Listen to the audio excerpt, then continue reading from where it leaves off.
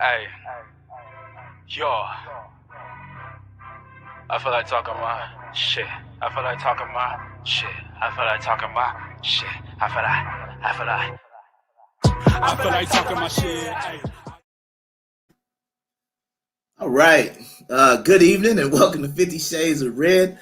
It's been a while. I know it's been a while since we had a chance to do a nice little video for y'all.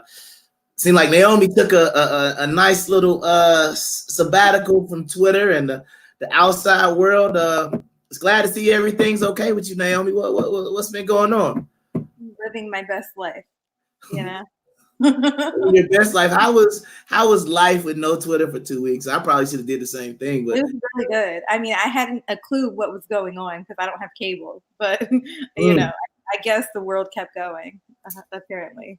Yeah, apparently the world kept going. It went into some very interesting places while you were gone. So I guess it ain't no reason to kind of play around because I really want to get to this live segment that we're gonna do after we kind of get to the meat and potatoes here. But I want to get right into it, man. Let's go ahead and talk about everybody's favorite candidate, Mike Bloomberg. So we're gonna first post this video right. from Bloomberg, and this came across today. I think he just dropped it last night or today. But let's just honor the marketing genius that is his marketing team. And we will discuss everything that combats this ad after we play it. So Mike, white is right, Bloomberg, according to Matthew. And here we go. So give me just a sec. All right.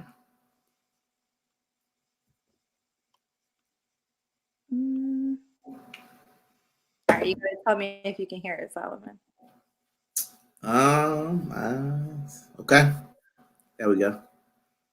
Spend the money for a lot of cops in the street, but 5% of your murderers and murder victims fit one MO.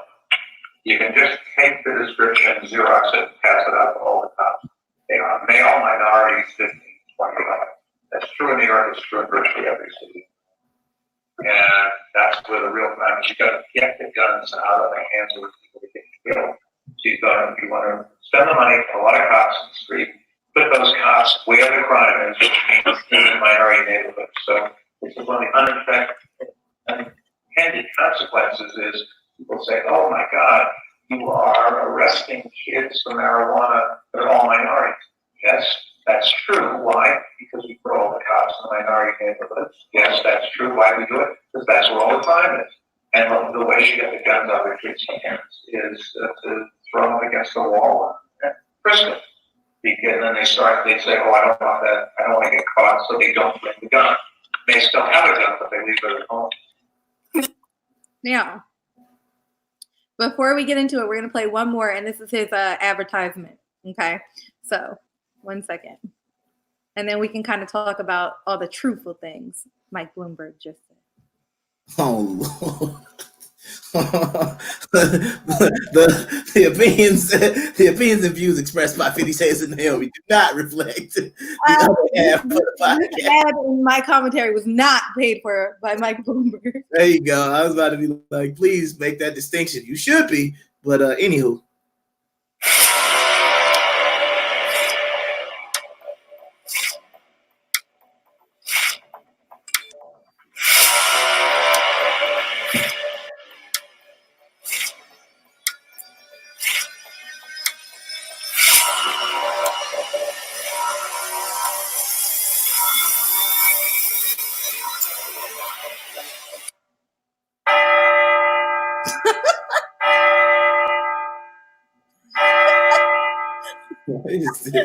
It is vitally important for those of us who hold different views to be able to engage in a civil discourse.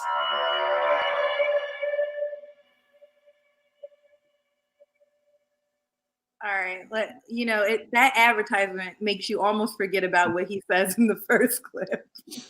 I don't know about I can't even let you slide with that one. I feel like I'm being harassed by Bernie. I give him credit for being a good marketer, but forgetting the clip, I ain't doing that one. So let's go ahead and hear it, Naomi. What are your thoughts on let's start with Mike Bloomberg as a candidate as a whole before we get into your other views. I don't like Mike Bloomberg as a candidate. I did my research. I did text Mike. I went on his fucking website. I don't know why everybody's trying to say he's a moderate. He might have been a moderate previously, but now his views that he's sticking to and holding tight, none of them are moderate. They're very liberal. He's talking about enforcing a countrywide red flag law.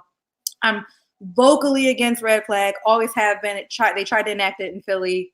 I was pretty vocal about it then. That was like 2 years ago. And additionally, he's not against assault weapons. He's trying to do everything in the book to pretty much make it almost impossible to have a gun or maintain a license or permit. That he has a good black agenda, whatever that means. You know. I have a question. Why are you against red flag laws, just for the record? Oh, because straying away from personal experience. All right, hypothetically speaking, some people like to get restraining orders on other people for no reason at all. They lie to get that. So let's say, hypothetically, my husband gets a restraining order on me, right? For no reason at all, but they give it to him. They're going to come and take my gun because you cannot be in a domestic violence situation with a gun under a red flag law. You can't have a restraining order, can't have a misdemeanor. Anything that is in jeopardy of mental health or physical health of somebody around you, they take the weapon. So you feel like they'd be violating your Second Amendment right? Yeah, and not only that, but just because someone gets a restraining order, I mean, temporary restraining orders are given every day. We don't know if that's going to be a permanent restraining order or what. So I'm not releasing my gun to the government. If in Pennsylvania, I don't know if this is how it is in other states, but in Pennsylvania, when they tried to pass it, they wanted to make it so that you no longer gave your gun to a family member. You had to give it to the courts. That is a problem for me. I could understand giving your gun up to a friend or family, where it's easily given back. But once you give your weapon to the police or to the courts, it is hell to get it back. My husband is still struggling to get his gun back from a situation that never panned out. Years later, like 7 years later. All right. So as a candidate, you feel like Mike Bloomberg is not really considered a moderate, and you feel that there is a what's the word I'm looking for?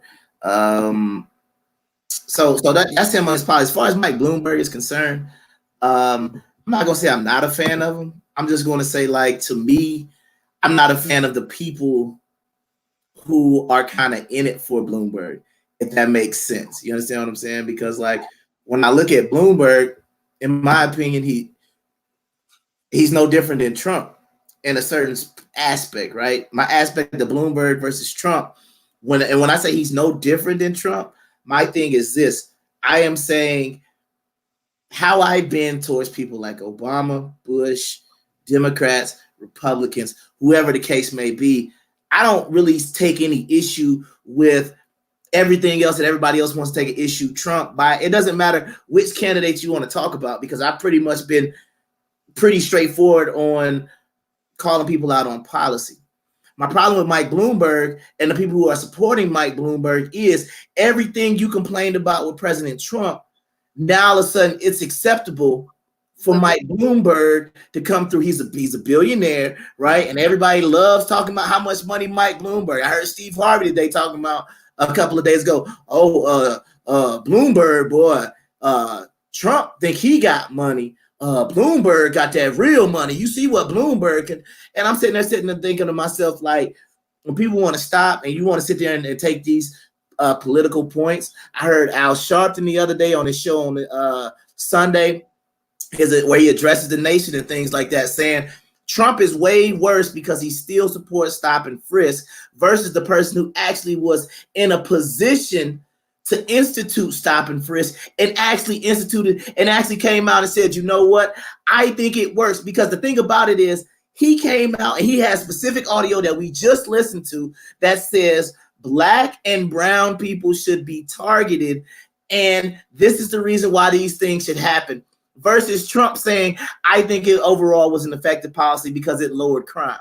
Had Trump had come out and had that Bloomberg audio, then every single person on Twitter would be replaying that right now. I think there's a difference though, because there's another audio clip from CNN where 4 Black senators just endorsed Mike Bloomberg, and somebody asked Mike Bloomberg specifically about that audio clip we heard, and they said, "What do you have to say about it?" And I hate to say it, but Trump would have probably stepped around it, diverted. He literally didn't even make up an excuse. He was like, "Look, it was 5 years ago. I said what I said, and I don't think that way anymore. I feel differently now." And that was it. He didn't make up an excuse, and I got to give him respect for that, because he should have. He should have lied. But obviously, it's no combating it. It's on tape, and it's like 3 different versions of that tape too, where he said the same thing over and over again. So he honestly must have felt that it was effective if he repeated. Right. But that's my point. My thing is, I'm not gonna sit here and debate like when we want to talk about stopping frisk as far as being an effective policy. What I'm saying is, if you go and you look on Twitter, right, everything about Donald Trump is wrong from anybody. Let's just call them like the black media, the black, Democrat elite, your Al Sharptons, your Roland Martins, Breakfast Club, Ricky Smiley.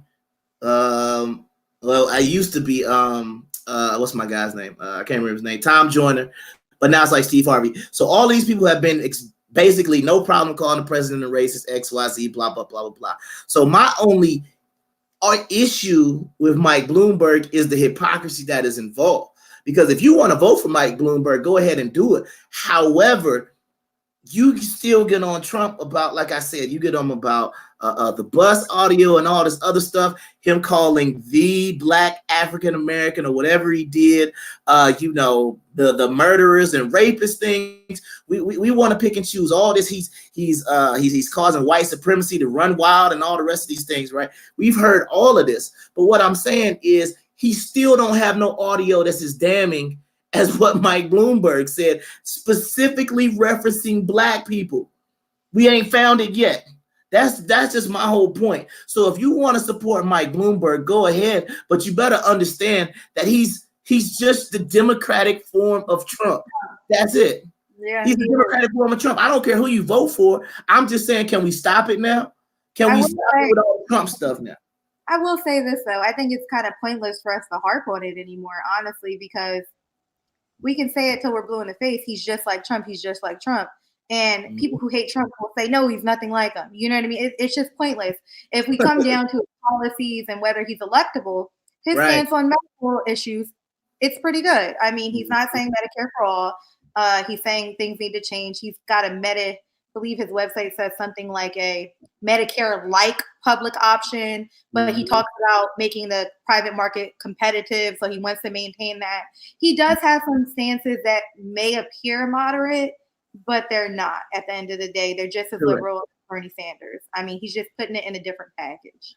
Right. And that's the only reason that I go hard against Bloomberg. Because if it came down to Bloomberg or Trump in 2020, then yeah, I could actually say, you know what, I'm going to see what is Trump going to expand on his previous 4 years. Right. You know what I'm saying? And then I'll actually give Mike Bloomberg, and actually, because I'm going to tell you why I don't care about the stuff that he used to do. You want to tell you why? Because everybody else don't.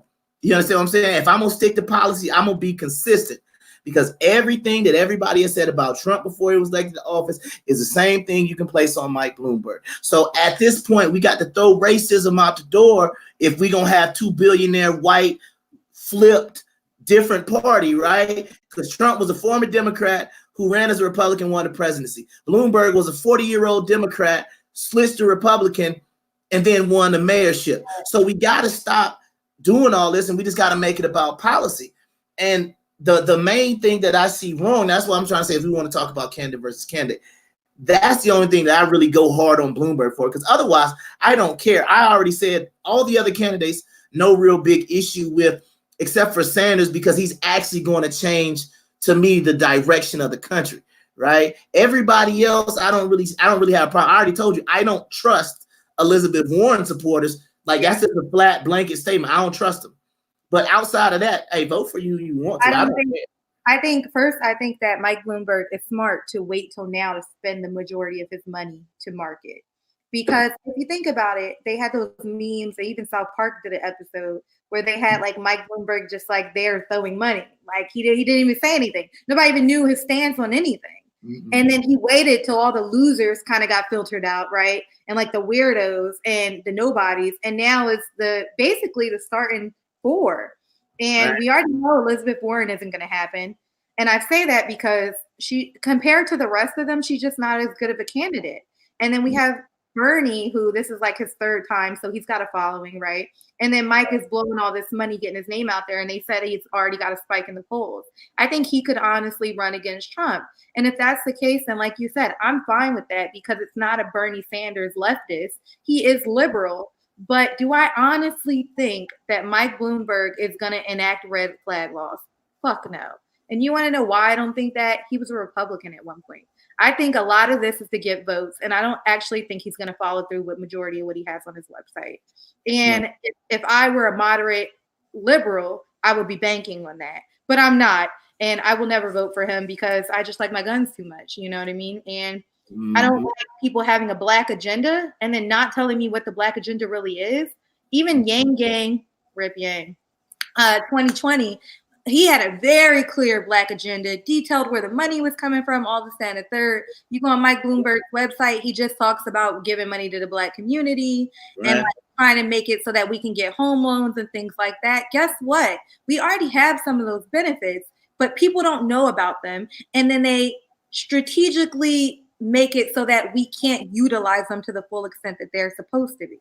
Okay, so that's the issue there. So it needs some type of reform when it comes to credit, loans, and things like that for minorities. He doesn't even go into detail about it, which means he's probably not going to really do anything but throw money at the community and walk away. Gentrification, and that's pretty much it, probably. Right, but there's two things that I also like about where we're at right now, right? I really like the fact that, number one, Black people have never been this close to somewhat having an agreeable stance about politics in this country.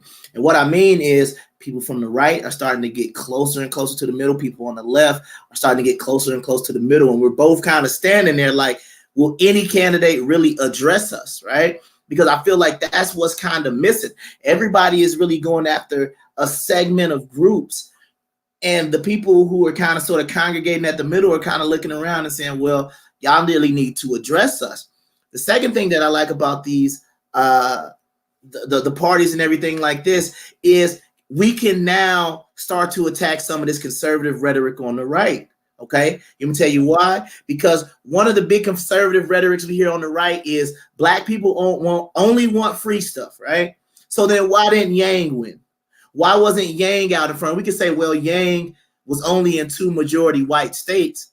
Maybe. He was but at the same time, he still didn't really get traction. He got no traction in those 2 states. Now, I would have preferred Yang to stay in so we could have seen how he did in in South Carolina and Nevada. But I honestly don't think he would have got more traction. The other thing is, if you look at who's winning amongst Black supporters, it's not Sanders. He's not number one. Last time I checked, it's not Sanders anymore. So if Sanders is the one who's giving away free health care, free everything, then why is he not leading in quote unquote, even though I don't really like polls, don't believe in polls, but for this sake of this argument, the person giving away the most stuff, if Black people only want free stuff, they should be leading.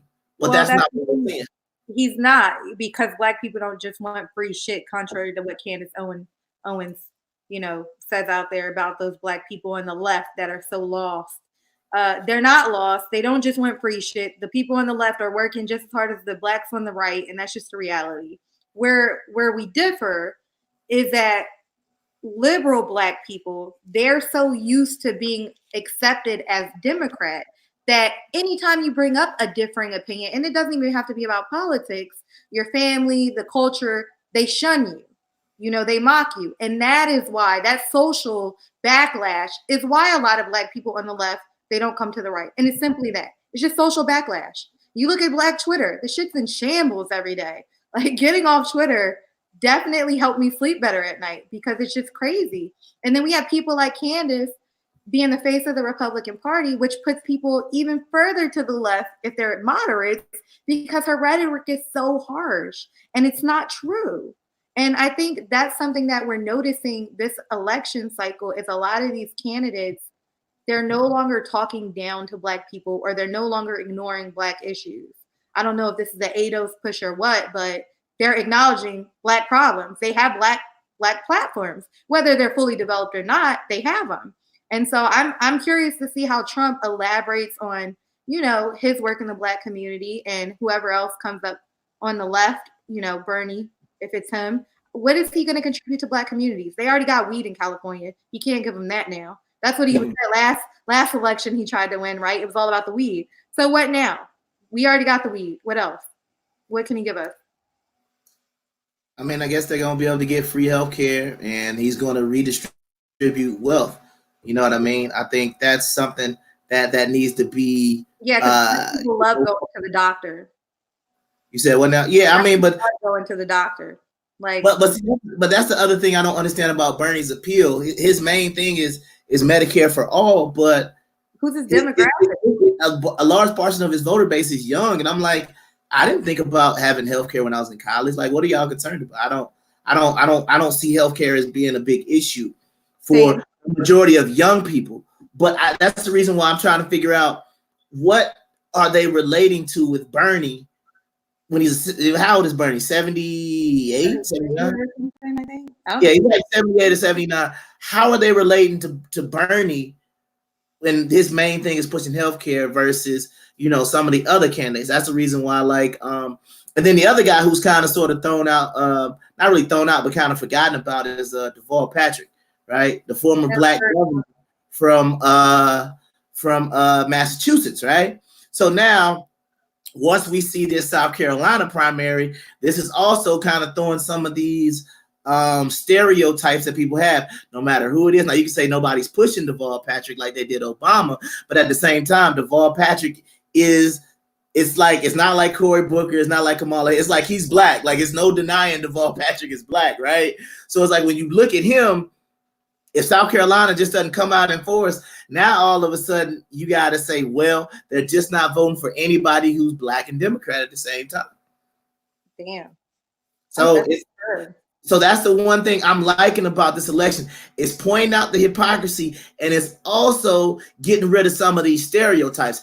I know I have said plenty of times, but it's different when we're talking about Congress. Who's going to represent your community versus we're talking about who's going to represent the entire country as a whole. I still wholeheartedly believe that if you run in a Black area, you better run a Black candidate. I agree.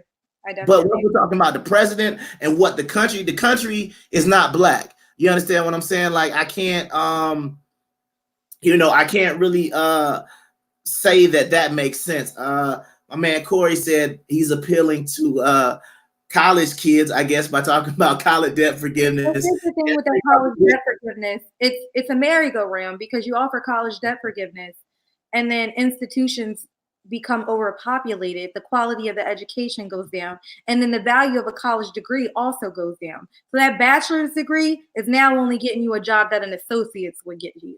You know, it's a double-edged sword. We want these things, but then guess what? Our economy and our society is going to shift with that change, and it's not going to be a shift for the better.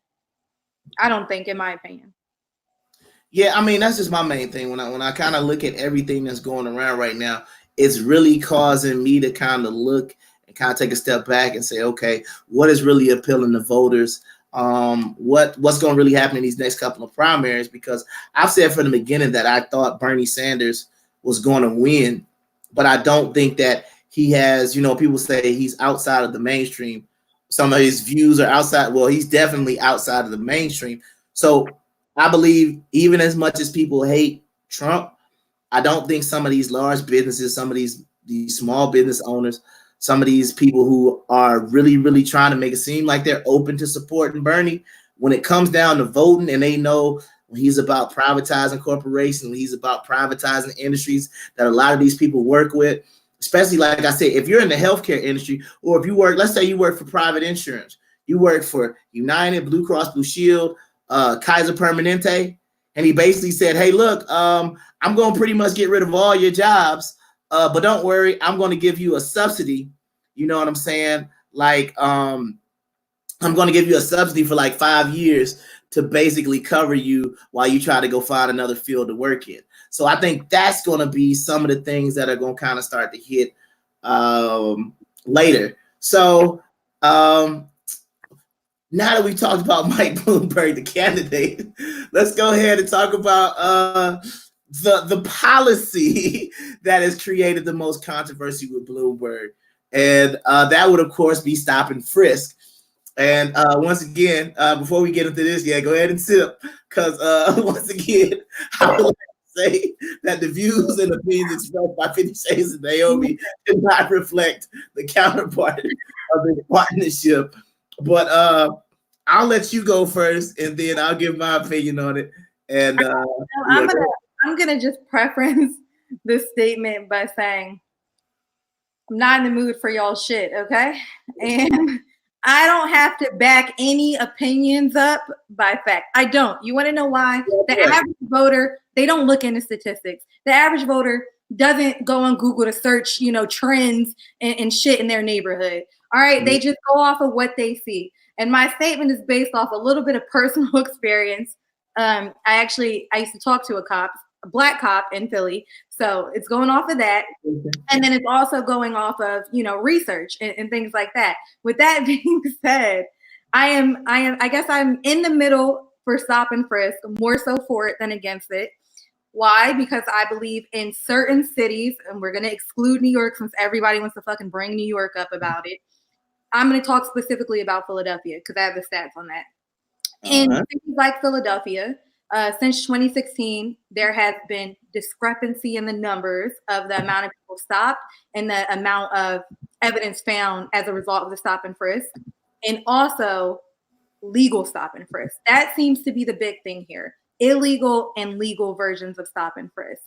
Part of this falls on, the police. They're not getting proper training, or they're just getting the okay to do what they want, which is, as a result, screwing up our court system and things like that with wrongful arrest, right? So with that being said, I think stop and frisk is effective. Yes, I know it targets minorities, but guess what? Like Mike Bloomberg said, whether we want to admit it or not, a lot of the ghettos have minorities, okay? They do. Yeah, there are white trash neighborhoods. They should be stopped and frisked too. I'm not saying that.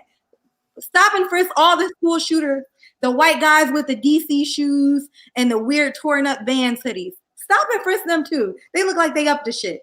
But, let's not just say that the black guy with the saggy pants, okay, and the 3 teardrops hasn't killed somebody or doesn't look like he's got a gad on him, because he probably does. So stop and frisk is effective. If you're on the corner at 2 a.m., okay, with a group full of guys, and it's a known drug neighborhood, yes, obviously you're going to get stopped and frisked. Obviously, you had to know, being out there at 2 a.m. in a drug neighborhood, in a crack neighborhood, you were going to get stopped. So if you're still that stupid to keep the drugs on you or the gun on you, you deserve to be in jail, because clearly you don't make good decisions and you're not a good drug dealer. My point is, I've lived in the hood. I know cops that have abused that power, but then I also know cops that didn't abuse it, and they made good calls to stop and frisk people that had multiple weapons on them that were illegal. Okay, coming from a city like Philadelphia where there were gang wars every 3 years, my uncles led some of those wars.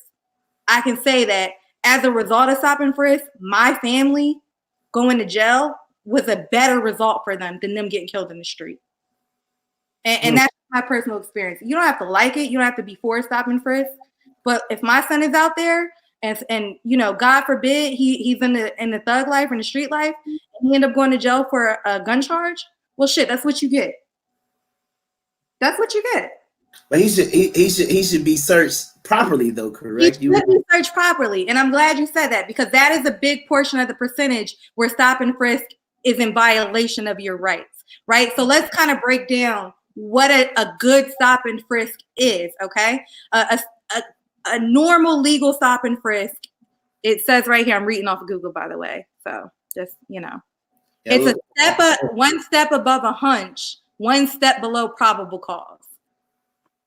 One step above a hunch. One step above a hunch. Yeah. Okay. So okay. So once again, That's you said, when you hear it like that. and once again, you did preface all that by saying this was your opinion and it's based on your personal experience. My opinion is a lot more less nuanced and a lot more straightforward. Fourth Amendment says you don't have the right for unlawful search and seizure. The fact that the mayor who instituted the policy, who hires the police chiefs, said he was specifically targeting Black and brown people. Now, what I could even say is if it was specifically targeted at people, quote unquote, because they've done this in Atlanta when they have these gang task force, where they target people wearing gang paraphernalia. Now, I can't look at a red Braves hat or a blue Yankees hat as what I'm going to consider gang paraphernalia. You understand what I'm saying? So the problem that I have with stop and frisk was I believe stop and frisk was unconstitutional because the targeting aspect of it was based on race and not based on, like you said, more than a hunch, less than, what was the other part? More than a hunch. Below probable cause. But below probable cause. It was almost like, because the other problem that you have is this, like, for example, but wait, hold on. Like in New York City, you have a place like the Marcy Projects, right? Okay. That people would say is a bad neighborhood. Now, everybody in Marcy probably isn't a drug dealer. Some people just live there, but you might have kids on their way home just from school going home. But since they're going into the Marcy Projects, they might get the same sort of treatment. Now we're gonna bring the project. No, I'm just saying everybody in the project ain't a drug dealer, ma'am. Everybody ain't a drug dealer and got teardrops on their eyes, ma'am. You know. Okay, I'm gonna get back to that. And then we're gonna open the you could drop the link. Then we'll open up the audio for calls. So real quick, you said you quoted the Constitution essentially, right? Saying we're confiscating search and seizure, right? Search and seizure. Mm-hmm. Search and seizure, and I think this is where stop and frisk kind of becomes lawful, because search and seizure only applies to things that are not violating other laws. But that's the point. The first aspect of the search and seizure aspect is, what is the search and seizure for, right? It's almost be the point of, like, if the police came and knocked on your door and said, hey, look, it's supposed to be for stop and frisk as it's outlined in the law. It's only supposed to be for contraband and weapons. Correct. But the problem with stop and frisk is it was a New York, or we can focus on a citywide policy, right? Mm-hmm. Like a citywide policy can never oversee the Constitution. That was the reason why I definitely said it was unconstitutional, because that's the reason why Virginia fought back against these gun laws. And that's the reason why you said earlier, these red flag laws are problematic, because they now infringe on your Second Amendment rights. But in regard to the red flag laws, those are legally owned weapons, not illegally owned. And I believe there are like 3 Supreme Court cases that back my view up on this. Mm-hmm. I will drop them in my Twitter because I know people are going to come for me. But basically, the fact that these are illegally obtained drugs and weapons, it supersedes that essentially. You can't you can't pull the Constitution, your constitutional rights, for something that you're not supposed to have. You don't have a right to something illegal. That's like somebody in Europe saying they have a gun that's illegally obtained and that they should be allowed to keep it. No, there's no weapons allowed, period. Yeah. Now, but see, what I'm trying to say is that's the reason why a lot of these big time drug dealer kingpins get these things thrown out, because even if something is illegal, you still got to have probable cause. Like, I could think somebody is a drug dealer, right? Stop and frisk doesn't require it. You don't. You have to have a suspicion that something illegal is taking place. And we just defined what their suspicion is. It's a step below probable cause. But even based on the Bloomberg audio, the suspicion was only being Black. That was it. It's not about this. You can't keep using the race card. Yes, no. If there are Black officers policing Black neighborhoods, how is race a factor? They're Black. They're the ones stopping and frisking other people. I didn't say the people. I didn't say the police in the active of what they're doing. I'm saying if, for example, right? Let's just say, for example, let's take this out of this realm for a second, right? And here we go. I'm gonna make this real simple. Let's say somebody somebody was bitten by a dog, right? Now, if somebody was saying there was a wild dog there was a dog on the loose, right? And somebody was bitten by a dog, and they gave the description of the dog, and they said, the dog was a pit bull, right? And now they go through the neighborhood looking for a pit bull off the leash or something like that. That is completely different than starting off the conversation by saying, hey, look, before the bites even happen, we're going to target pit bulls before they go around biting people. That is the difference between stop and frisk and what I feel is unconstitutional. That is how I view it. I'm not saying that you can even say that a pit bull is more likely to bite somebody. I'll even give you that. But at the same time, I can't go taking all these pit bulls to the pound just because they might. And I think that's where it's faulty, though, because I think it's effective, but it's only as effective as these police forces are at teaching it the procedural aspect of it correctly. Like you just said, we can't have a whole round of pit bulls being taken down to the pound. Why? Because they're going to get thrown out eventually, and then you're wasting money by housing them and going through the court process. So you're wasting resources. But with that being said, I don't think that's enough justification to say screw the whole process. I think the process is valid and it can be effective if it is utilized correctly. But that's where we need to talk about a middle ground. I'm not for total eradication. I'm not. But do I think that there is some racial basis to the premise? Yeah, there is. I mean, you heard my statement in the beginning. Obviously, there is.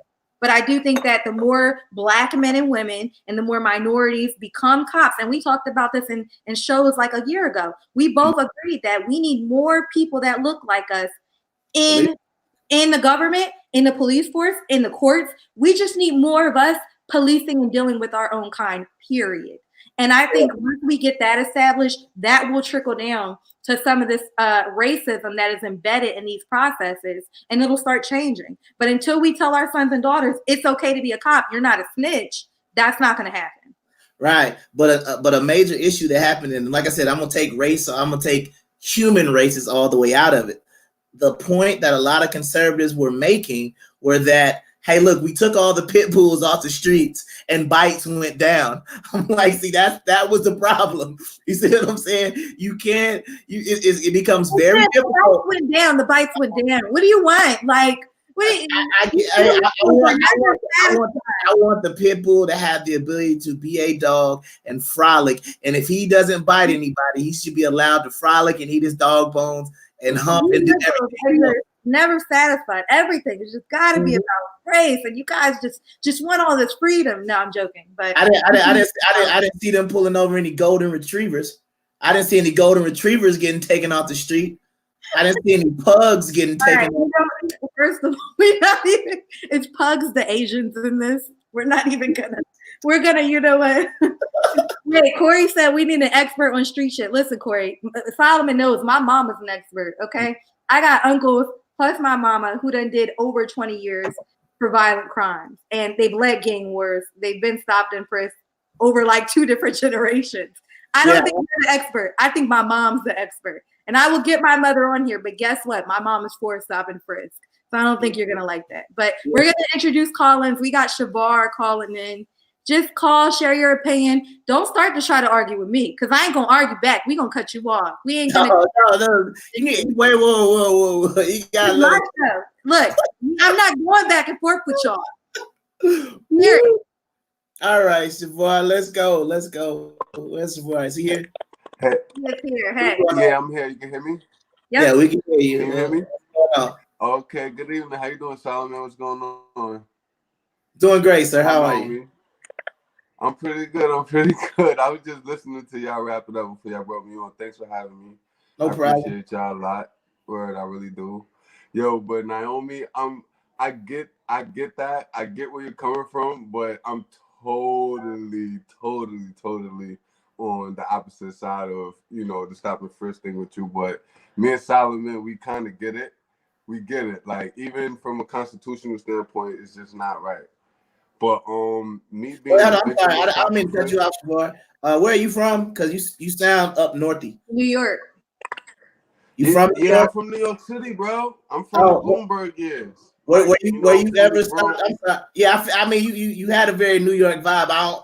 I didn't want to identify properly. Is that I don't know. We can't say miss. I didn't want to misgeographic you. So you're from New York City, right? I'm from New York. I'm from New York City. You know what's even worse? Yeah. When you brought up Marcy Projects, right? Uh-huh. Like, I'm from that type of projects. It's called Referent Projects. It's another projects in New York City. And the fact that, being a New York City native, and a lot of the times during the Stop and Frisk era, not being able to go from the building you live in with your grandmoms or your mom or whoever, your aunt or whoever, and go to the next building in the same project, not even different neighborhood, in the same project without a cop doing the shift. And his whole thought process is stop and frisk, and I'm gonna get whatever I get. And if I don't get anything, I'm just gonna funnel you through the system for trespassing, and you just get out the same night. That's ridiculous. Because growing up, that is wrong, but it's so many different policies in play to where you don't understand what's going on, especially if you're not in politics. And now that I'm fully in politics, and I understand that the 3 strikes and the Hillary Clintons and the Joe Bidens and the Bernie Sanders and then the Mike Bloombergs, and it's like when he was mayor of New York City, to get caught with a pistol at a certain time up until about maybe between 2003 and 2006, you would get 8 months on a city or county time for a pistol, which is nothing around the country. Like, people don't get locked up for pistols around the country. But then he turned it into, the minimum is 3.5 years. Along with his I'm sorry, Shavar. Doesn't New York City, I mean, I don't know if you know about all this, but doesn't New York City have some weird actual like legal gun laws? Like, even if you're a legal citizen, like, I mean, you carrying a gun legally, don't they have some weird gun laws in New York City? It's really weird because you live, in a different type of, environment as far as city-wise, where it's just not legal, period. Like, even like the conceal laws, a lot of them is obscured in a certain way. You could be a legal gun owner, but at the same time, you can't conceal and carry and go to the gas station and pump gas like you can do in other states around the country, which is, I kind of get it, being that we live in the city like that, but it's targeted towards a different group of people. It's not that we just going to stop and frisk, and whether we find paraphernalia or drugs or guns, you're going to find some of these things because these neighborhoods is flooded with these type of things. Let me ask you, you referenced like, not being able to go from one side of the project to the other without being stopped. And I don't say this to like be like so pro, stop and frisk, because I'm really not. I'm actually in the middle of it. I'm really not. But knowing that you could stop locked up and sitting for a day or two in a hole and so, did it deter you more from actually doing shit, knowing that was happening every day and you was gonna get stopped and harassed and shit? All right, it don't deter people more. Like, it can go two ways. It can go two ways. I'm sorry? I'm speaking specifically for your experience, not people in general. All right, from my experience, I was the person that kind of always, like, we all kind of know right from wrong. Some of us, we go way left and some of us go way right, or some of us just play the fence. But I was the person that kind of played the fence to where it's like, I know right from wrong. It don't deter me. It makes me more upset the fact that something is going on that I just know naturally is wrong. It didn't deter me that, I live in a neighborhood to where sometimes I didn't even have to leave the neighborhood because there's bodegas surrounding the projects. So it's like all of the women that I'm dealing with is in the projects. All of the food that I'm eating is around the projects. Everything that's going on is kind of right here. This is my neighborhood.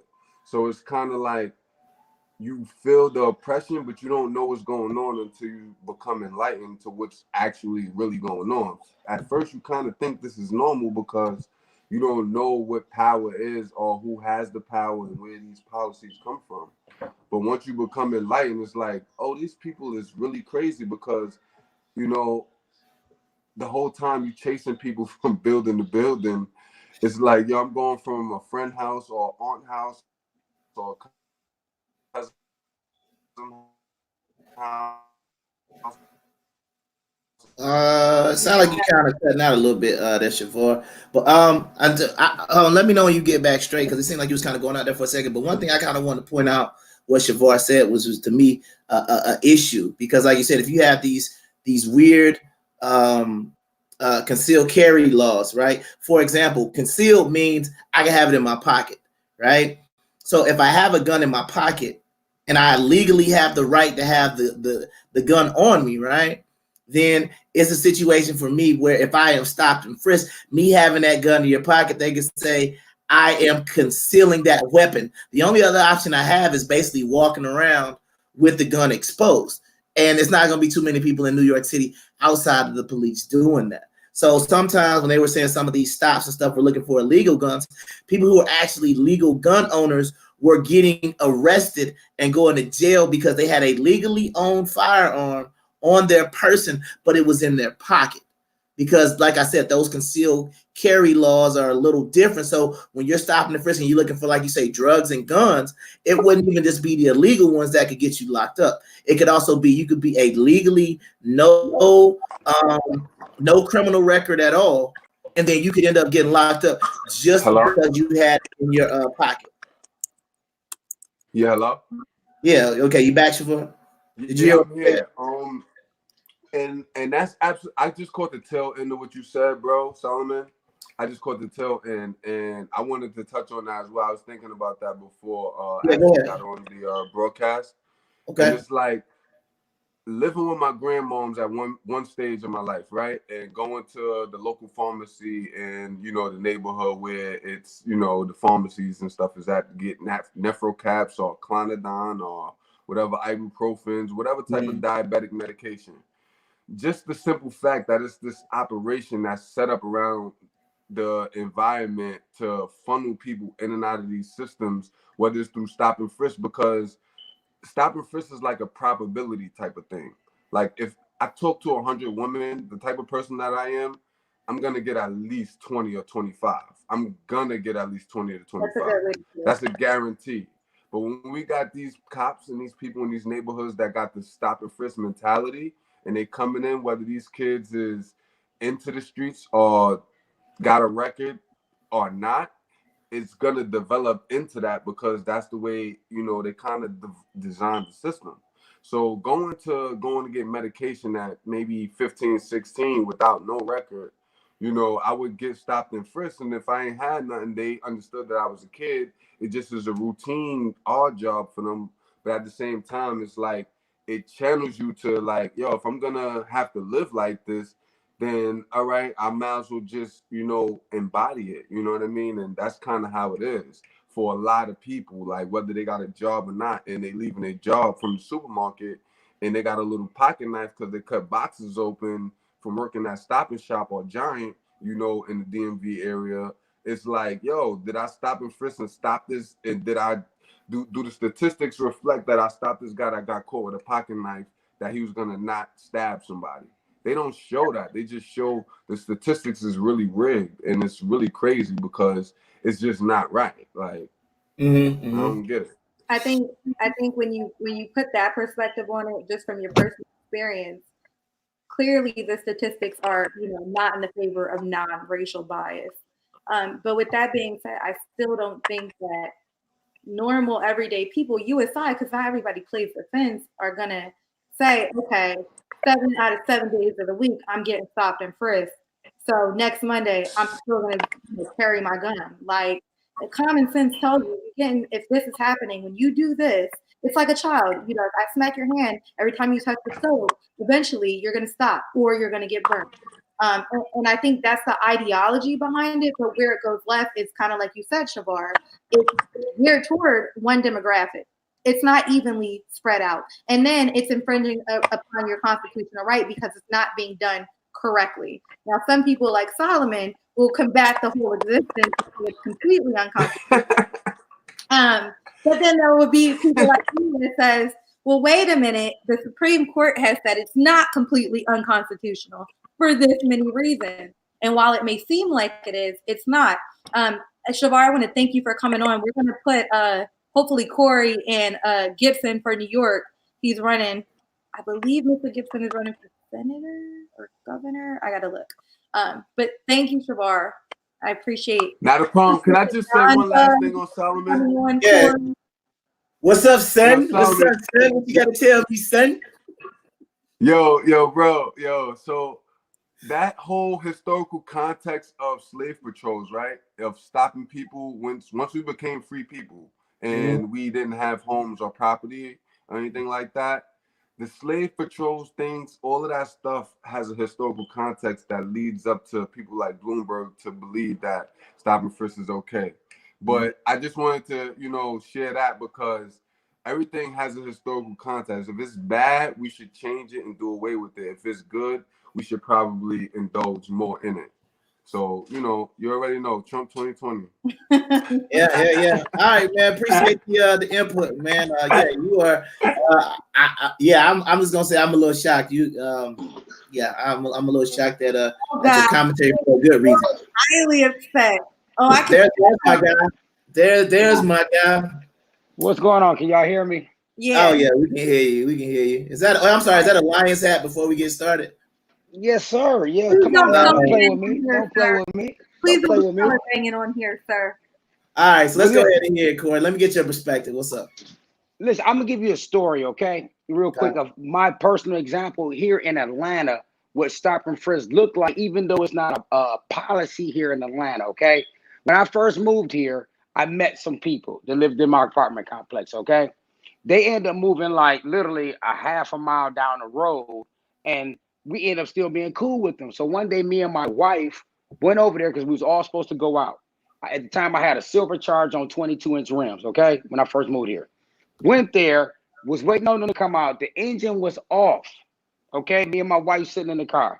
Granted, she's driving. I got an open intoxicant, okay? I ain't gonna lie, I was drinking a beer like I'm doing now. So, okay. Brick Kavanaugh, I like that part of the body. But anyway. But so all of a sudden, like literally, we commit no street violation whatsoever. The engine is off. My wife is in the driver's seat. I'm in the passenger seat. Out of the blue, DeKalb County pulls up behind us. Okay, pulls up behind us, turn their light on. I'm like, what the fuck? What we do? What was going on? So they come to the car and tells me and my wife this: you're in an illegal, quote unquote, drug zone. But my tag said Michigan at the time. Okay, I hadn't transferred my registration over to Georgia. So when he comes to the car and say you're in an illegal drug zone, can I search your car? That's what he come and tell us. Can I search your car? Me being a paralegal, I'm like, no. First and foremost, no, you can't do it. And number two, what did we do wrong for you to come to our car? So then he ended up saying, well, I smell marijuana. My response is, we're an apartment complex. It can come from anywhere. So he says, I'm going to call the dog. I say, call two of them. I know no marijuana coming from this car. Call two of them. He comes to the car. He calls the hold on, boo. I'll give it to you in a minute. He calls the kennel. What is it? Not the kennel, but the K9 unit. What is it? K9 unit. They come, say they hit a scent, pull me and my wife out the car, search the car. Long story, finds nothing. Writes my wife a ticket saying failure to register, and wrote me a ticket saying open intoxicant. I beat both tickets. You know why? I beat both tickets. I was wrong on the ticket because I did have a beer in the car, but I beat it because I fought it in court on an illegal search and seizure. You get what I'm saying? They were similar case. Just real quick. Differently. The engine was off though, right? It was off. Yeah, I have a very similar situation where my engine. So I was bartending. It's like 3 a.m. We're in a crack neighborhood. I'm not gonna say who I was with, but who I was with jumps out the car, do a crack deal. I'm just gonna keep it 100. I got about $1,000 in ones on me. He's got about probably like $3,000 on him in cash, right? Legal weapon. He's a legal gun owner. Doesn't have a criminal history, so you wouldn't know he was a drug dealer. Okay, other than the car is off, engine's off, no lights are on. He goes into this house, leaves the house, gets back in the car. Cops put their lights on. He literally gets back in the car, engine's still off. This is the drug neighborhood, same thing. Drug neighborhood. What are y'all doing? Visiting my aunt. Well, we think something's going on in here. We see money right there. We want to search the car. We're not opening the trunk. You're not searching anything. But we think there's illegal activity. We think you just did a drug deal. So what happens? He gets arrested. He ends up doing some community service. I keep the car. I keep the money. They take his gun. Okay, legally, he pulls his gun out and says, I have a legal gun on me. I just want to let you know. And what do? They take the gun and they tell him, well, wait a minute. You had an illegal gun and we thought you were doing a drug dealer. Mind you, they haven't found any drugs yet. They're searching the car like an hour. Still haven't found any drugs yet. But the vast amount of money on them, they eventually find maybe like a $200 worth of pills. It wasn't a lot of drugs. And then he goes to court, all this, yeah. But he doesn't get it thrown out. You want to know why he doesn't get it thrown out? Because that stop and frisk, he was doing something illegal. He fucking looked like he was doing the crack deal. He was doing the crack deal. And my young ass was just sitting there with my little money waiting for it to be done to go home. Luckily, I was as cute as can be and polite. And they gave me all the money and the keys to the car. And I didn't even have a driver's license. And I drove my ass home. But, not all stories end like that. I could have went to jail. You should have went to jail. I should have went to jail. Really. I should have. Yeah, you should have went to jail since you talk about. Never mind. I'm sorry. Continue, Corey. I'm sorry. But this the issue is like, okay, like I said, that they gave me and my wife tickets, okay, because they said they smelled marijuana in the car. We know there was no marijuana in the car. Yeah. But this is the problem with stop and frisk. You get what I'm saying? If I wouldn't have fought them, if I wasn't a paralegal, yeah, they would have jammed me and my wife up on those tickets. Was the cop? You get what I'm saying? Yeah, it was all black. Yeah, of course. It's DeKalb County. Yeah. Well, shit, DeKalb County. But they was all. I mean, you still think DeKalb County, or you think they were just gunning to get enough arrests, to meet a quota? I think it was the policy as a whole. Okay. It didn't have it. Like, don't get it twisted. Even if the policy is handed down, right, it still could be racist, even though if it comes from a black cop. Okay. He's just following orders. You get what I'm saying? DeKalb County, just for those who don't have any like point of reference, DeKalb County is your suburban black version of the white racist suburban cops who they kind of get that bent on. Like, a lot of people in Atlanta tell you, like, unless you really doing something, APD will leave you alone. They'll leave you alone.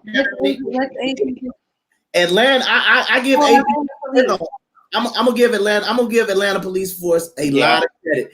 APD, as far as major police forces go, will leave you the hell alone unless you got to be moving weight. You got to be shooting people. You got to be, like, when you talk about like active gang activity and all that, you got to be doing something. I'm talking about regular citizens really getting harassed who not doing nothing. APD, like I said, I got a couple of friends. Well, I can't call them friends. I'm starting to build some friendships on the force, and they will tell you, they will leave you the hell alone because they don't want to do the paperwork. That's how it is here in Philly as well. I know people who have been pulled over with drugs in their car, and they don't give a shit. They let them keep the drugs, and they just they don't want to. They lazy. They really don't want to get involved. And in neighborhoods like Philly, where we shoot cops more than we shoot people, they don't really want no smoke with the public like that. So they really, for the most part, back off, which is kind of why my position is the way it is. Because no one is harassing people like for dumb shit. They normally they have reason, and they end up with that reason once they stop. Yeah. Hold on, Corey. On the line as soon as I want to get your last question. Now I want to talk to this guy who say he's running for the governor of New York. So question. Yeah, we need him. Yeah. We need to see what he's talking about, because he might have some really good perspective on what we talked about. So go ahead. Oh, me real quick? Yeah, go ahead. Oh, I'm gonna be real terse with it and succinct.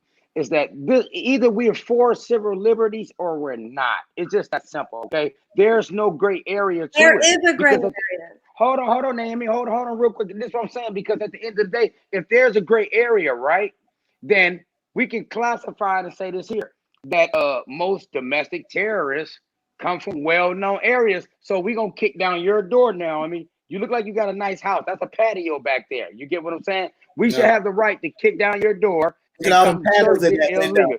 Look at me and Corey. There's a lot of Corey got white background. Yeah, we got a white wall. We got a white wall.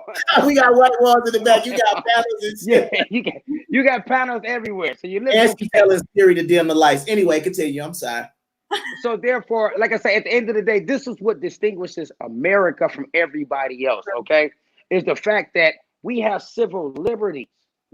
I don't care if somebody's out there committing a crime until you can prove that they're committing a crime. This is when the arrest happens, not before, because at the end of the day, just like you have a son, Naomi, who may wind up leaving a basketball game that he's playing in an urban area or worse area and get treated the same way I am, that's been born in it.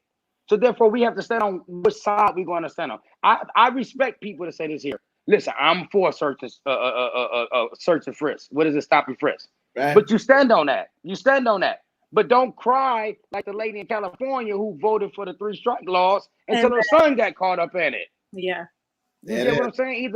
Either we stand on one side of it or not. There is no gray area to this when it comes to civil liberties. And keep in mind, you're talking to somebody that's in the middle, but normally a Democratic voter. I feel like I really that's a conservative principle that I agree with when it comes to small government. I agree with y'all on that. And guns. Don't confuse me now. Don't confuse me. I'm with y'all. Okay. For the record, I think about that. I got. You know what? I'm gonna re-listen to these Supreme Court cases. We can follow up because look, I'm allowed to change my mind. I don't think I am. Yes. But I will you are. do diligence and won't be ignorant about it. Okay, I will say that. Hey, drink your beer. We got to get Mr. Gibson up before he go to bed because it's getting late. We all do. All right. Yeah. Mm-hmm. Hey, Mr. Gibson. Oh, wait a minute. I think your mic. Hold on. We gotta get the. There we go. Okay, we got you. Go ahead. You got me now? Yes, sir. Okay, I'm already in the bed, young lady. I nodded off when I was listening to your tweet over there about your young son, and I listened to it over and over again. I was trying to figure something out, and I woke up. I was like, "Oh, live. Let me go on live." Yeah, but my name is Derek Gibson. I'm running for New York State Governor. Now we'll win the New York State Governor. I'm going to remove this crime boss we have that's now considered himself the governor, and we're going to govern for the people and by the people, put the power back in the hands of other people. But to piggyback on what he was saying about the DeKalb County Police, I lived in DeKalb County years ago, and I experienced several stop and frisk. I was a young man, high-headed with money, so I'm thinking I can do whatever the hell I want to do. So, I got pulled over several times, maybe not even putting a turn signal on for turning, similar little petty stuff like that. And what they would do, they would say, search my car because I had nice vehicles, BMWs, now Lincoln Navigator. So this guy must be a drug dealer, even though I was a businessman. But they would pull me over, and they would, what you got in the car? What you got in the car? It's like, what I got in the car? What do you mean, what I got in the car? And I always been nice. I was raised up, to have respect for authority, whatever. But the stop and frisk is in the Constitution. It will never go away. But what I'm going to say on that is, for us to stop and frisk, I like stop and frisk if it's not abused. The problem comes in when it's abused, like I am saying, how they did me, pull me over for simply not putting on my turn signal to make a right or left turn, and then they go search my vehicle. So that is abuse of stop and frisk, and that's what most people are having the issue with, because stop and frisk is for the safety of you, it's for the safety of me, for the police officer. Because I don't want to come to your car, pull you over. I don't want to come to your car and ask you to step out of the car or whatever and not pat you down. You may have a gun, knife, or something. So I just, it's for the safety of both. But the issue is the abuse of stop and frisk. Stop and frisk is constitutional. I heard a young lady say that. I'm a criminal justice major. I heard a young lady say that. You are right. It's constitutional, whoever told you that, but you can get your own book and read it. but it's in there. But what we need to do, especially as a black racial people, we need to start obeying the law. That's the first thing we need to start doing. If we don't like, if we don't like the law, what we need to do is run for office and try to change these laws, because the police themselves only enforcing the law that your community have set themselves for them to uphold. So we're taking it out on the wrong people. The police is not the ones we should be taking it out on. Now they need better training, sure. Police need better training so they know how to approach in a situation. But as black people, we have been through it. We have been profiled or whatever. And in the state of New York, I'm going to cut all of that out. I'm going to untie the police hand because I believe in law and order. So I tell my black brothers and sisters and all Americans, obey the law. If the law is out there, obey the law so we won't get to this issue. Because if the police come to you, he has a gun, he has the ups on you. You may be right, but you will be dead. Yeah, your family may sue and get money, but that won't bring you back. So I want to put that message out to all my black sisters and brothers and everybody else.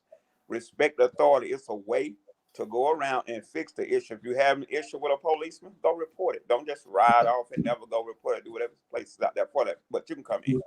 Mr. Gibbs, I got a quick question because you just pointed out, you said you want to get rid of racial profiling, but stop and frisk was targeted towards black and brown people. So isn't that a form of racial profiling? I don't think so. Stop and frisk, like I said, again, I'm a criminal justice major. Stop and frisk is for your safety, and stop and frisk is for my safety. Okay. Now think about what I am saying. So that's to keep me and you both safe as a police officer and you as a civilian safe. That's what it is. But like I said, when the issue come in at the profiling issue, targeting us is, oh, he's a drug dealer because he's black. He shouldn't have this. He shouldn't have that. He's got to be this. That's what the issue is coming in at. If take for instance, I'm an officer, I'll pull you over for running a stop sign or running a red light. I just need your ID. I need to run your ID and check it. If you have something to ask you to step out the car, then I need to, pat you down or whatever. That's that to that point. But going beyond that, for pulling you over for running a stop sign or a stop light and then going to the extreme of searching your car is unlawful. That shouldn't be tolerated. But if I walk up to your vehicle and I see something in your car, something laying on your seat, some drugs just laying there in the open, I have the right to do that then. But if nothing in my eyesight that I can't see, I don't have the right to search your car. So y'all, people need to learn the law, and it be put in these high schools. Matter of fact, in junior high school, they need to teach law in those so we can learn the law and we can respect the law. I agree. I think there's a misconception, and you kind of like spoke on it briefly, that people are so stuck on a procedure that is put into place, like you said, to protect you and to protect me and the people in the community, right? That they want it to be more racial. They, like you said, Solomon, you said, well, isn't it racial profiling if they're only stopping black and brown people? Well, statistically speaking, if in that area black and brown people commit the most crimes, why wouldn't they stop black and brown people? Correct. In this 50-mile radius, most crimes and most offenders are black and brown. Obviously, that would make sense. But like you said, there is bias there. There is racial bias when you have police being sent out in a community, whether they're black police or white police, saying, listen, only stop the black people. No. Little Billy and them that live in the hood need to be stopped too. Because they commit crimes and they sell drugs just like Daquan and them. And I think that's where we need the even playing field. If they're going to put something out like stop and frisk to take drugs off the street, to take guns off the street, it has to apply to all races. They can't just say, just because black people commit the most crimes in this area, we don't stop anybody else. It can't work like that. It really can't. And then the one thing, like, if we're going to talk about back on the back of that, go ahead. DeKalb County, you said DeKalb County, Clayton County, and DeKalb are basically the same with those same policies, and they are ran by the black people. The black officers. When I was in the Atlanta area, I didn't have, like the young guys say, I didn't have those issues with Atlanta police, but DeKalb County, Clayton County police, that's where I had the problem. And 90% of those officers were black. And the problem is coming from our black officers, not coming from the white officers, even though it's a few in there. Interesting. Most of the people that are profiling us ourselves, we doing it to ourselves. That's what we are doing. So, but the justice system is two-tier. You see that as what they're doing to our President Trump. And I tell everybody when I approach black people, they say, well, What the news said, the FBI said President Trump did this, that. I said, when, as a black man, when did you start believing in the police and the news? That's what I don't know. When did we start believing that? So the same thing they're doing to President Trump is what they have been doing to black men for 50 or 60 years to get us put in jail behind bars to keep us as a permanent middle class. So they just doing to one of them now. It's called dog eat dog. So they're doing it to their own kind because they don't like him, because they know he's blowing up the system. He's exposing all the corruption that has taken place in the justice system and everywhere else. So that's why there's so much hate out for him. But look at those same taxes and apply that to you. Apply it to the average black man in America. We have been done like that for years and put in jail innocent. We could have beat those little old charges, but we was like, okay, the hell, what did they put a roadblock up? So how we just go ahead and plead out and not go to trial? And that's what is happening in our community. Yeah, see, my thing is, and this is what I'll point out. What I say is, when it comes to police, it is the police officer's job to enforce the laws. Police officers do not create any laws. They do not create any policy. So if the laws around it are like, so that's the reason why when I go back and I look at Bloomberg, I look at any of these unjust laws we want to point out. Who creates the laws? Who's in charge? Because like you said, DeKalb County, the sheriff of DeKalb County, black. The Douglas County sheriff, black. Clayton County sheriff, black. All of them are black. So it's a situation where I understand what you're saying, but I think what we fail to focus on, we put it on the entity of the police officers themselves, but we never really, it's like we get a pass on who's creating these laws that are putting us in these situations. Because guess what? If all drugs were legal and the police were locking people up for drugs, then guess what? They're doing something that is now unlawful. But because the laws that we have say this is illegal, you can't do this, you can't do that, that's the reason why they're locking us up. So if you feel like a law or a system is unjust to you, then like I said, you look at the mayor, who's the DA, who's the circuit judges, Right. A case in Georgia where we had Stacey Abrams suing for voter suppression, and the judge that threw it out was an Obama appointee. So it's a situation where you need to start placing the blame at the feet of the people who you are. If you think that Obama appointee is wrong, you need to elect somebody that's going to get him out of there, even though I think they're lifetime appointees. So only way I think you can impeach a judge, maybe, I'm not quite sure.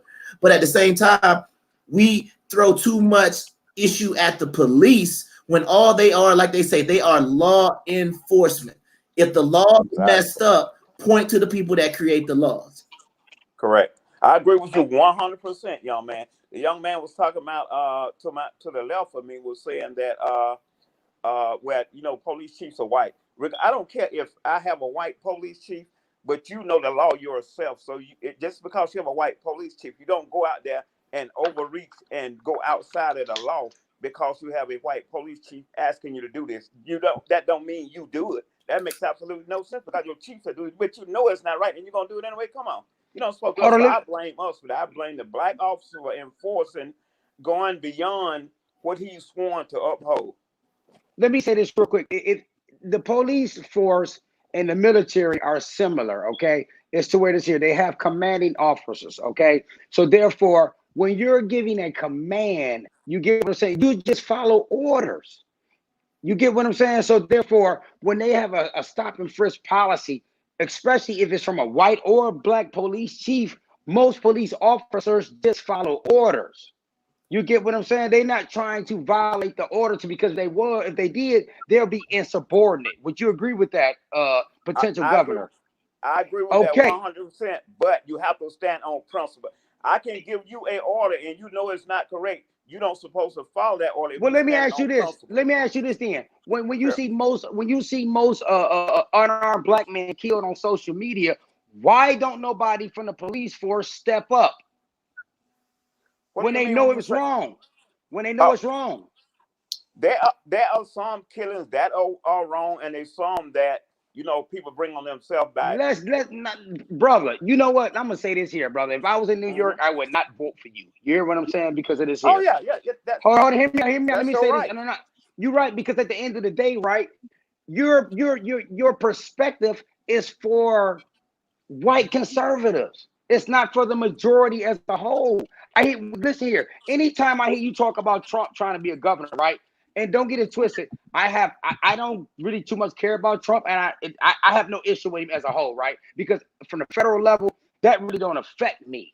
I worry about the state and local level. You hear what I'm saying? That's how I cast my vote.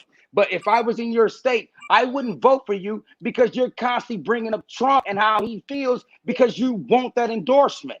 No, I don't want Trump. Yes, you want that endorsement Trump. because you bring him up. You bring him up. I personally know this man, so I don't need his endorsement. Who cares? The average person in New York don't.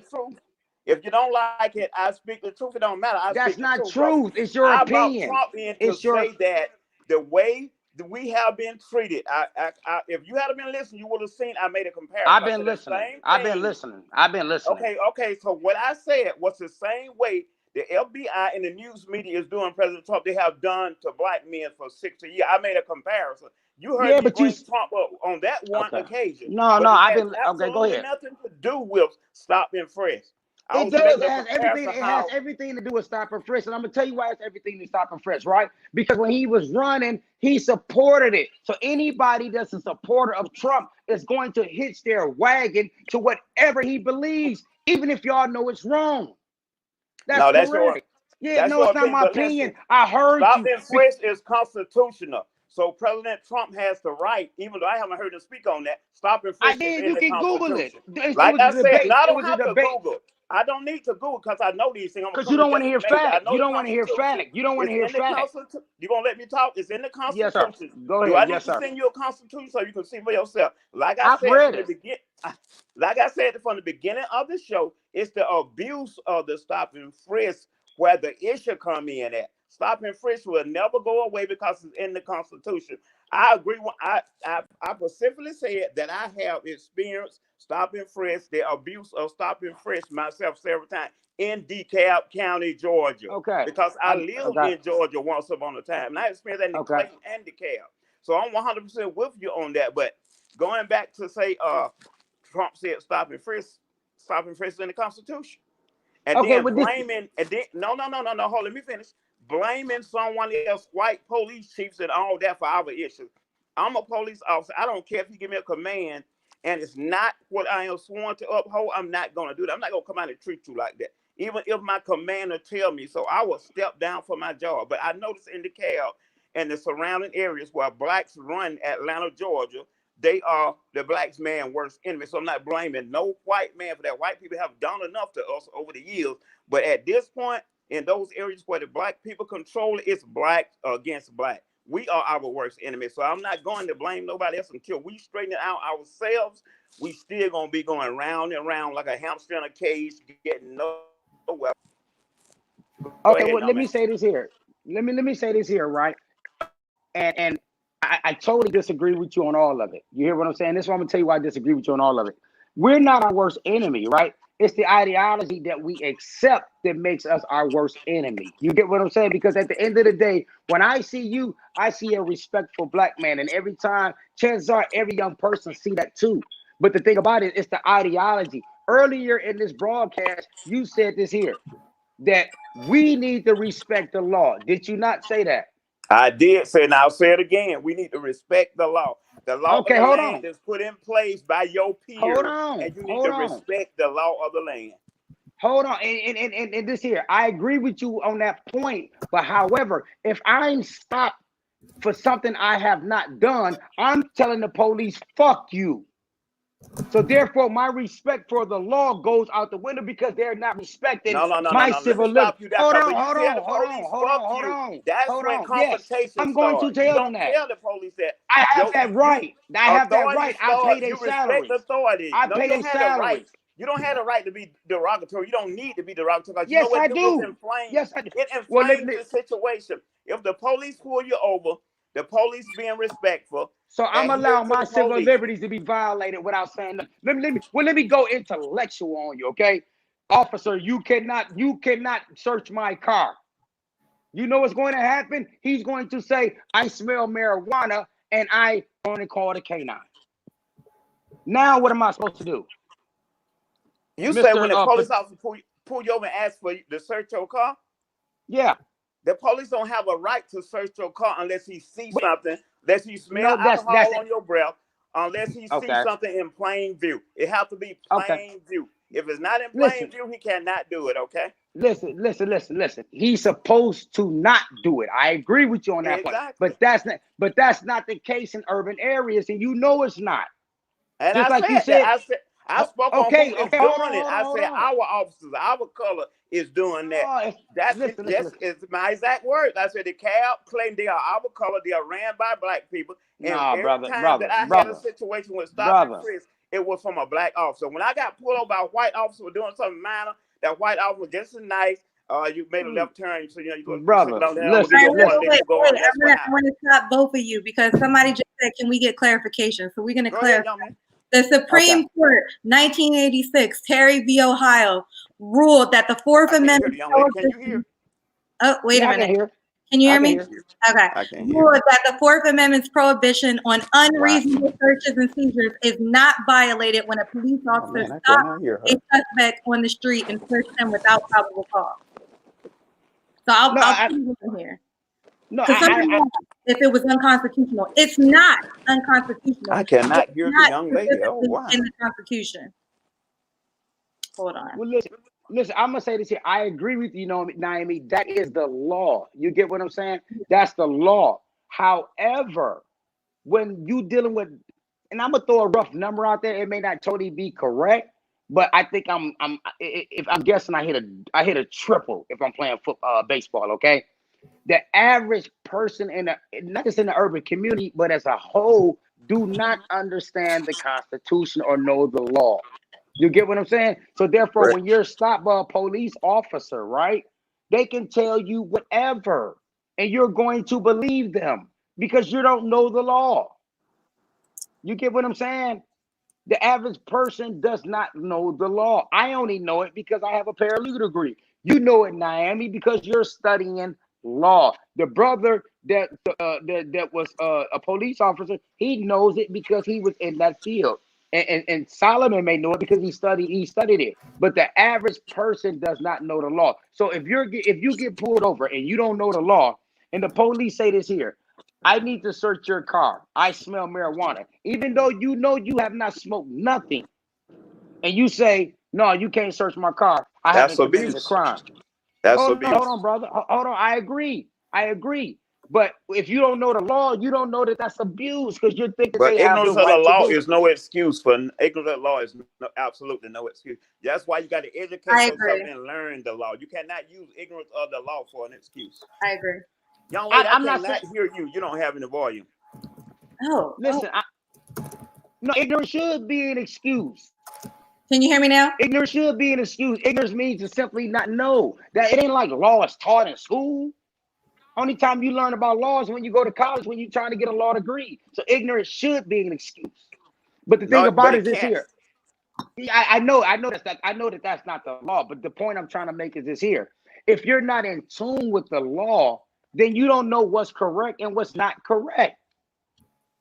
Especially when you know in your heart of hearts that you have not committed a crime and the police are pulling you over. How can you respect the law when you know you haven't done anything wrong? But it's a way to take care of that. When somebody falsely accuses you, there are avenues that you have to take care of. Do not inflame a situation so you get a police the opportunity to do something to you. Because let me tell you this. Once you resist arrest or anything, you're going to lose. You're going to lose. No, you're a governorship. I guarantee it. Death to force or death to bring you in compliance. So always put that in the back of your head. So do not resist. You can always go tomorrow and you can file a complaint. But if you resist with the police, I'll get into a scuffle with him. Something's going to happen. Something bad is going to happen. You may be right, but you're going to be dead, right? And we cannot bring you back. So let me ask you this. Respect the law enforcement. If you have an issue, I'm going to respect them when they respect me. Okay, but that's the attitude that's getting us killed. And then your attitude is getting us killed because I'm supposed to just bow down to them when I got civil liberties. Like I said, That's what I said. You have I to guarantee you will not win the state of New York. That philosophy is Hold horrible, on. I'm brother. gonna bring you Hey, to wait, hold on, Atlanta, Corey. and you said you Hey, don't know. I'm gonna Mr. bring you Governor, to hold on Atlanta one so second. you can celebrate. Hold that, on. young One man. thing we got to do is we got to be able to first, like I said, Naomi brought up But the anyway, Supreme Court case. back Hold to on. anyone talking? We got to talk about the I can't Supreme hear Court, neither right? one of the 'Cause that's hosts what people talk. want to talk about. Oh, he can't hear you. So, wait, hold on. Oh, there you go. I hear you, but I don't Okay. hear you. Hear me Yeah. now. You can hear him now. Okay, you can hear him. Okay. When we were talking about the one that said basically probable cause did not. Let's look and see who was on the Supreme Court at the time. And the name that everybody knows, Thurgood Marshall was on the court. Wait. We're not about to pick and choose Supreme Court justices that voted that this was not unconstitutional. Wait. Time out. Oh, but see, you're not. Once again, y'all are trying to make one thing to the other. I'm not trying to carry. Wait. Time out. All I am doing, because what did we say? The people who make the law, the Supreme Court justices and people of that nature, who do these type of things, right? Then Supreme Court don't make the law. I'm making a point.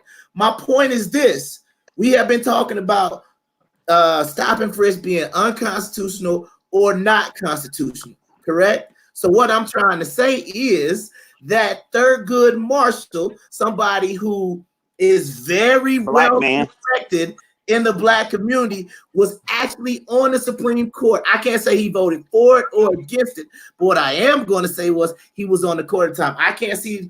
You know what? I'll for everybody, and I'll see what his opinion was at the end of it. Correct. But this is the bottom line that I think that I want y'all to be able to understand, Corey, and you, Mr. Gibson, because you are running for office.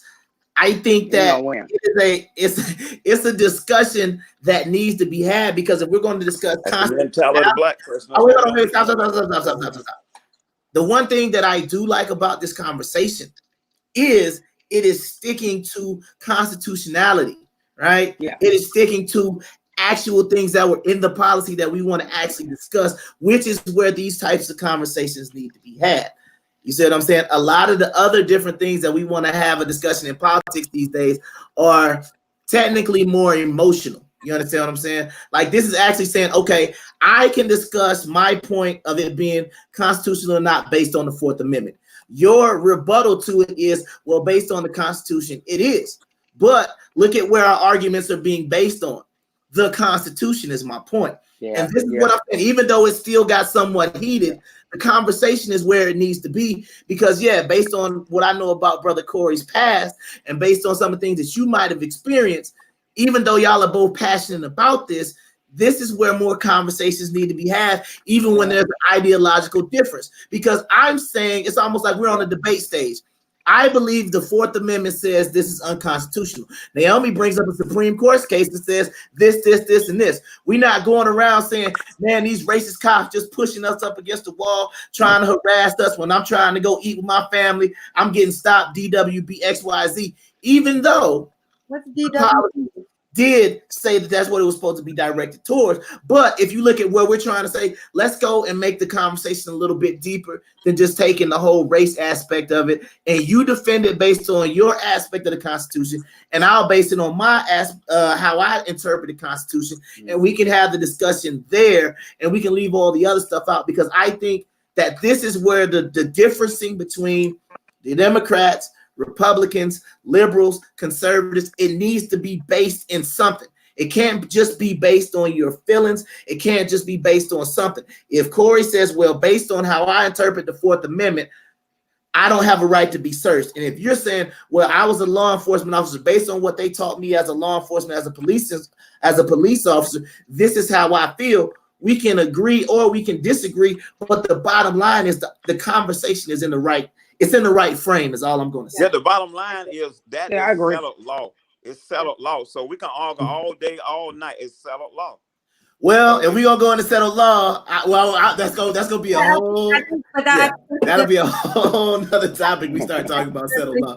Go ahead, Naomi. And that is why America is what it is, because we can have laws that can be interpreted differently by different people. And it's a good thing, but in situations like this, where we have a country divided, half of them think something is not constitutional, the other half thinks it is. Then, like Solomon said, we got to look at who's deeming it constitutional. We got to look at the Supreme Court. Now, that's a whole nother discussion that we're not going to get into, because I feel that this was not the first case brought by the Supreme Court for stop and frisk. There are like many of them that led to this resolution. So you mean to tell me if there are multiple cases brought before the court that are different in base, and the court still found that all of these are constitutional, clearly the Fourth Amendment violation you feel that's there isn't that strong, or it's not relevant enough to say as a whole it's unconstitutional. Hold on, Court. But then the other thing that we can say is the Supreme Court has not always gotten it right. You understand what I'm saying? I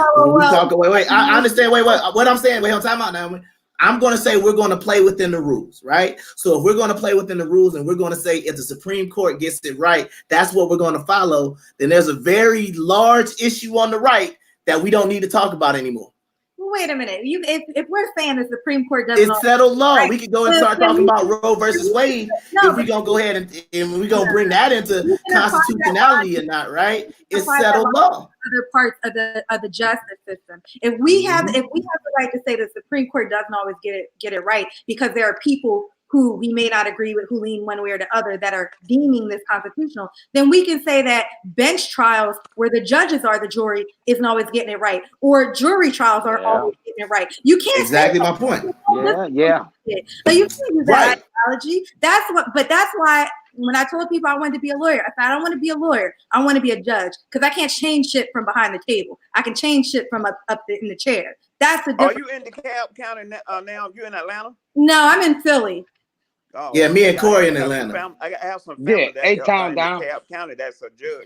I don't go down south. She was a Superior Court judge. That young man, you can go down there and speak to a judge, Courtney Johnson. That is my family. She's Superior Court judge over the Stone Mountain District. She's a chief judge. So look her up and say, your family sent me down here and talk to her and express your issues and what is going on. She's very relatable. So let's look her up. I would just say this. I think that whether you're on let me just say it like this, right? The right and the left, right, like to pick arguments when it comes to the Constitution, what fits their issues the most. You get what I'm saying? Like, and so my point is this here. Whether you're on the right or the left, the Constitution is the middle ground. You get what I'm saying? There's no gray area outside of the Constitution. So therefore, if we have a right to not be searched illegally, then that should be broad stroke across the board, not when you want to pick and choose based on the area that you're in. Mm-hmm. And I think that's the issue with stop and frisk in New York, because really people realize it's not. Yeah, right. I agree with you. It's 100% abuse. And I agree with you, Judge. I mean, a potential governor on that. The difference is, how is that interpreted when it's handed down to the police officers? Because right now, and I'm gonna be put out there, my brother right here, Solomon, Marine veteran, okay, Marine veteran, a military veteran, I should put it like that. Yeah, myself, are you talking about me, Nana? Yeah. I'm giving you all that. Now Army, you got to make the distinction. Yeah, Army. Army veteran, okay, and me, I'm a former drug dealer, gangbanger, okay. But I'm a reformed person. I did prison time. I got out here and I've been living my life right. But if me and him walk out of a restaurant together, they can't choose who is who. You get what I'm saying? The police can't choose who is who. So therefore, what they're going to do with the stop and frisk policy is slam us both up against the wall until they pull his wallet out and find out that he's a veteran. Now they look stupid. And this is the issue that I'm talking about. Even though I know I'm not going to commit no crimes, I'm a married man. I'm married. I left Michigan. I'm down here working, doing a lot of other things. But the difference is they can't choose who is a criminal, who is not, based on what they look like. And that was the problem with the law. So therefore, the cops was taking an order. I wouldn't necessarily say that the cops were fully wrong. It was a progressive agenda that was handed down to them, and they were following orders. You get what I'm saying? So therefore, that's why we need to do away with that thing as a whole and find out a better approach when it comes to cleaning up our communities. And I believe, personally, I ended on this note, the best way to clean up our communities is through economic development. I agree with you 100% on that. And I'm working in that field. I do funding for the opportunity zones. And I have a hard time, though, getting our people that is intended, the federal opportunity zone is intended to uplift the black community, but I have a hard time. But with T.I. black and people Killer to Mike take killing it advantage down of that. here. Huh? T.I. and Killer Mike killing it down here when it comes to opportunity zones. They taking full advantage of that. So you need to get with them hip hop individuals in New York City and expand that to them to get You them go on your talk to team. Charlamagne or somebody. Yeah, you need to go to Breakfast Club with that one if you really want to extend that outreach. Other than that, down here, Killer Mike and T.I. is doing a thing when it I comes to know T.I. opportunity I zones. know T.I. I talk to T.I. Yeah. when I come to town. I go right down there and I talk to him. He come to my place when I'm in town. I personally know T.I. I stayed out in Stockbridge where T.I. lived at. So I know all those guys. But what T.I. is doing is buying up property that other people are getting him money. That's not helping our black community per se. I got one guy that's taking advantage of the opportunities on. His name is Tony. He's in the Bluff. So we did a lot of projects in the Bluff. He's the only black man I know over there is taking the benefit from the federal opportunity zone is in the Bluff. Yeah, T.I. if he in the Bluff, that's a whole nother show talking about the Bluff and what's going on in the Bluff. Okay, well, my brother. Yeah, no problem. Yeah, like I said, I want to thank you, Mr. Gibbs, for coming on. We're going to go ahead and wrap it up because it's getting late. I know we all on the Eastern time zone. And we want to thank Corey for coming in and sharing his very, putting that emotion into it. And we appreciate the dialogue and the back and forth. What you say? That we appreciate the conservative thug or what is it, convicted felon. Wait, no. I forgot. Wait, what? Damn it, Corey. I'm trying to remember his catchphrase. He said he's a reform. There you go. Put the reform in there. Reform. It rhymes. I'll get it. He's a good dude. Let's just go right there. He's a good dude. Try to take care of his family, work, and do the right thing. Now let's just start right there. You can find Gibson at Gibson4NY on Twitter. All his social medias will be linked on there as well. We want to thank everybody for tuning in. We did not mean to go this long. We never do. But now that we have these call-in options, just expect it, I guess, Mm-hmm.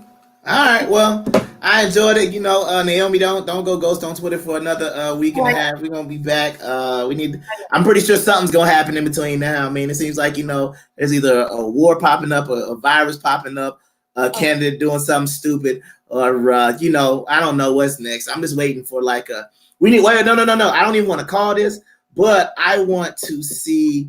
I think there's gonna be some sort of natural disaster. That's gonna be the next thing. You know what? You're not about to start pushing ungodly things on us, Solomon. Goodbye. I'm just saying it's always like a tsunami or an earthquake or something that needs to be another distraction because they're not gonna be able to keep talking about AG Bar for too long because it's not as like they're talking about AG Bar for 24 hours. They ain't gonna be able to hold it up. That's what it is. Correction, Thank you, Corey, for adjusting her. We appreciate you. All right. We're going. But like I said, if you haven't already, subscribe, hit the like button, follow at 50 Shades of Naomi on Twitter. Follow me at 50 Shades of Saul G on Twitter, and we'll be back real soon. Hey, yo. I feel like talking my shit. I feel like talking my shit. I feel like talking my shit. I feel like talking my shit.